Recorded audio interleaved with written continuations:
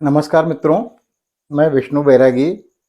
आज जब मैं ये वीडियो रिकॉर्ड कर रहा हूँ, तब मैं सहज नहीं हूँ, तनिक असामान्य हूँ, थोड़ा डरा हुआ भी हूँ। आपको अब तक मालूम हो चुका होगा कि सोनम वांगचुक और तमाम लद्दाखियों ने आज रविवार 7 अप्रैल को जो प्रस्तावित उनका पश्मीना मार्च था, वो उन्होंने निरस्त कर दिया। लेकिन ये उन्होंने प्रसन्नतापूर्वक या फिर राजी-खुशी नहीं किया। अपने आंदोलन की छवि, पवित्रता, निष्कलंकता को सुरक्षित रखने के लिए अपने आंदोलन को बदनाम कर देने के षड्यंत्र के भय से उन्हें ऐसा करना पड़ा। लद्दाख को उपद्रव से बचाने के लिए, लद्दाख की शांति भंग न हो, इसलिए उन्हें अपना पश्मीना मार्च निरस्त करना पड़ा। लद्दाख के इस जन आंदोलन के प्रति सरकार के इस व्यवहार से मुझे आसार अच्छे नहीं लग रहे हैं और इसीलिए मैं थोड़ा सामान्य नहीं हूँ, थोड़ा सा असहज हूँ। नमस्कार, मैं विष्णु बैरागी। आप देख रहे हैं मेरा यूट्यूब चैनल बैरागी की बातें।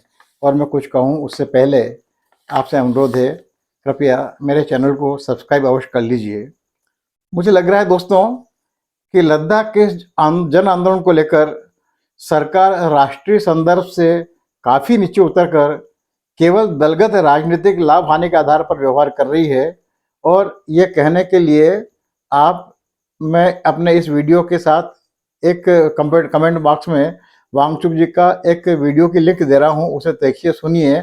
और उसमें वांगचुक जी को सुनने के बाद में आपको भी ये सोचने पे शायद आप सहमत हो जाएं कि सरकार इसे केवल दलगत राजनीतिक लाभ के आधार पर इस आंदोलन के प्रति अपना व्यवहार कर रही है।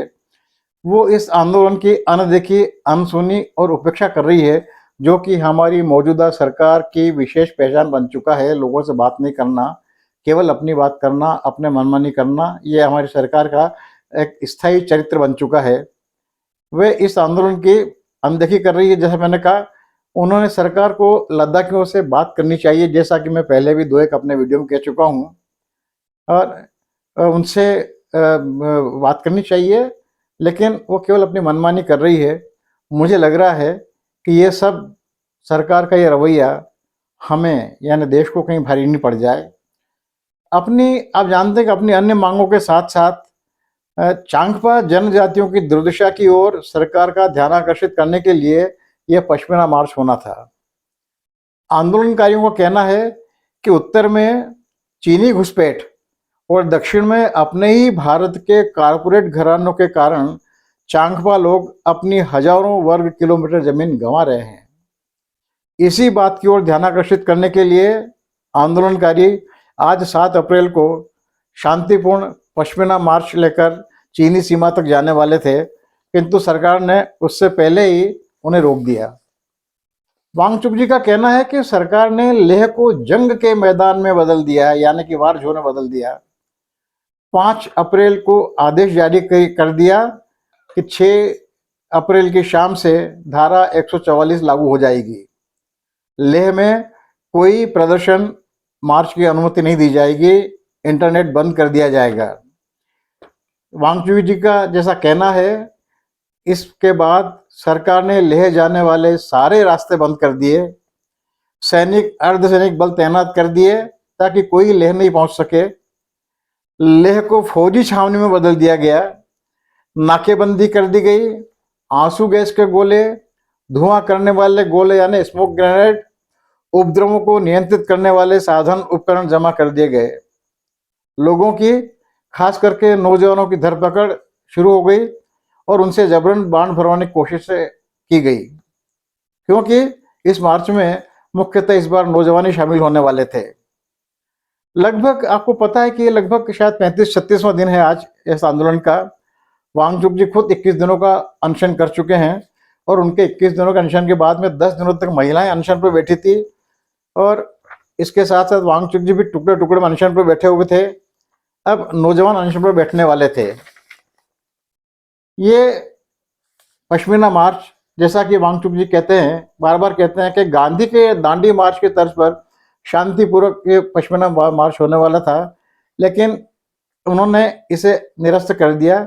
और निरस्त करने की घोषणा वाला अपना 7.5 मिनट का एक वीडियो उन्होंने जारी किया है, जो कि मैंने पहले बताया कि आपको मैं इस कमेंट बॉक्स में आपसे देखिएगा। इसमें वांगचुक जी कहते हैं कि पश्मीना के चरवाहों की चारागाहों के हाल क्या हैं, उनका क्या हाल हो रहा है, वो कैसे अपनी ज़मीनें खो रहे हैं, चीनी अतिक्रमण और हिंदुस्तानी कारपोरेटरों की परियोजनाओं का क्या असर हो रहा है, लद्दाख क्यों संरक्षण की मांग कर रहा है, बिना संरक्षण के लद्दाख के चरवाहों पर, ट्राइबल इंडिजिनस नोमैडिक हेडर्स पर क्या गुजर रही है, ये सब भारत को और दुनिया को बताना इस पश्मीना मार्च का एकमात्र लक्ष्य था।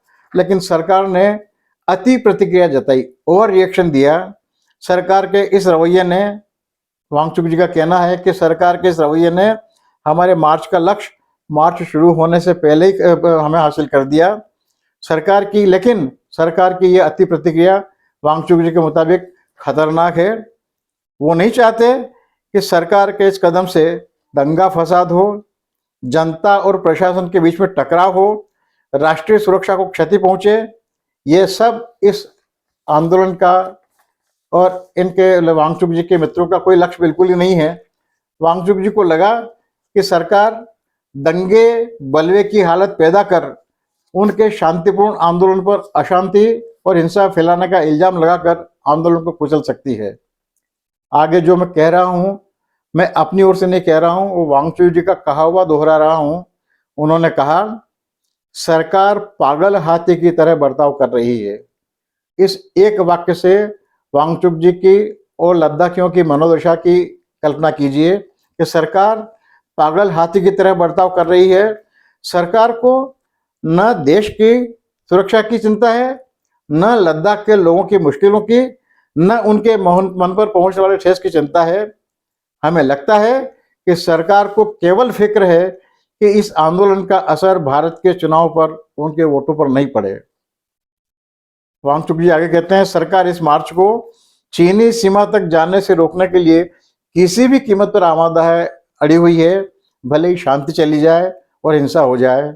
और आगे वो कहते हैं, मैंने इस वाक्य को, इस अंश को 2 बार सुना, आप भी विश्वास नहीं करेंगे। तो कहते हैं, सरकार के इस पागलपन को देखते हुए हमें चिंता हो रही है कि राष्ट्रीय सुरक्षा का, यहाँ की शांति का किसी को तो सोचना होगा।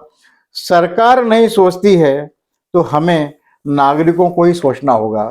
ये बात चीनी सीमा पर बसे हुए लद्दाखी कह रहे हैं। और अब वांगचुक जी का कहना है, अब चूंकि लोगों तक अपनी बात पहुंचाने का पश्मीना मार्च का मकसद लगभग पूरा हो रहा है, तो हम अपना मार्च वापस ले रहे हैं। वो उनका इसके पीछे उनकी कल्पना कीजिए, अपने लोगों की, अपने देश की, अपने इलाके की उन्हें कितनी चिंता है। तो कहते हैं, कोई नाखुशगवार दुर्भाग्यपूर्ण घटना हो गई तो ये सबके लिए दुखदायी होगा।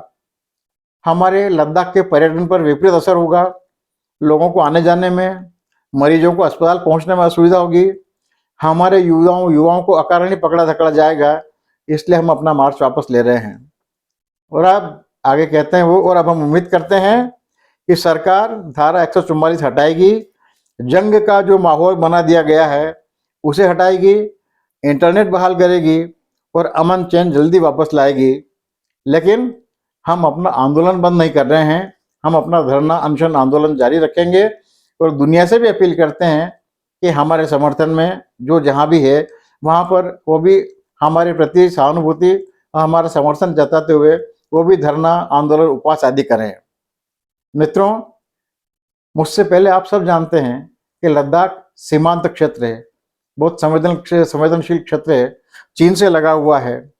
चीन ने अभी अभी हमारे 30 गांवों के नाम बदल दिए हैं।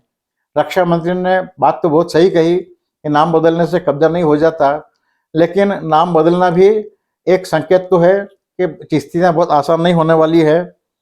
और आपको एक बात याद बताते हुए, आप भी इस बात को जानते होंगे, मैं क्या कहूँ, सेना सीमाओं पर तैनात जरूरी होती है, लेकिन पहले चौकीदार तो वहाँ के स्थानीय नागरिक होते हैं। कारगिल को हम लोग आजकल साल में एक बार याद कर लेते हैं, जश्न मना लेते हैं, विजय दिवस मनाकर खुश हो जाते हैं, लेकिन भूल जाते हैं कि कारगिल में पाकिस्तानी सेना की घुसपैठ की पहली खबर न तो हमारी किसी सरकारी एजेंसी ने दी थी, न हमारे सेना के किसी जवान ने दी थी।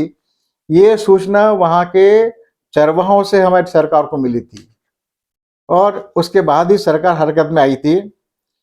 कल्पना कीजिए, चरवाहे खबर नहीं करते तो पता नहीं पाकिस्तानी घुसपैठ की खबर हमें कब लगती और तब क्या दशा होती।